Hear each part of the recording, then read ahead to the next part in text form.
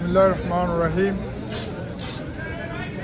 যুক্তরাষ্ট্রের নিউ ইয়র্কের ব্রুকলিনে ফুলটন কর্তৃক আয়োজিত আজকের দোয়া মাহফিল বেগম খালেদা জিয়ার মৃত্যু উপলক্ষে যে আয়োজন, এই আয়োজনের সকল এলাকাবাসীর উপস্থিতিতে অত্যন্ত চমৎকারভাবে আমরা একটা দোয়া মাহফিলের আয়োজন করতে পেরেছি। দেশনেত্রী, আপসহীন নেত্রী, তিনবারের প্রধানমন্ত্রী বেগম খালেদা জিয়া গত 30 তারিখ ইন্তেকাল করেছেন। আমরা ওনার আত্মার মাগফিরাত কামনা করি।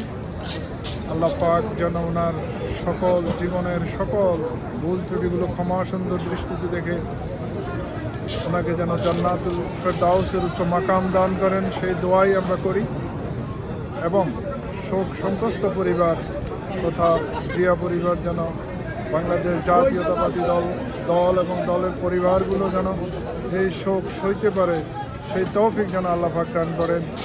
আগামীতে তারেক রহমানের নেতৃত্বে বাংলাদেশ জাতীয়তাবাদী দল বেগম খালেদা জিয়ার, শহীদ রাষ্ট্রপতি জিয়ার আদর্শে গড়া এই দলকে অত্যন্ত সুন্দর সুচারুরূপে একটা আদর্শ বাংলাদেশ গড়ার লক্ষ্যে কাজ করে যাবেন, সেই প্রত্যাশা ব্যক্ত করে আজকের এই দোয়া মাহফিলের সফলতা কামনা করে সবাইকে ধন্যবাদ জানিয়ে বিদায় নিচ্ছি।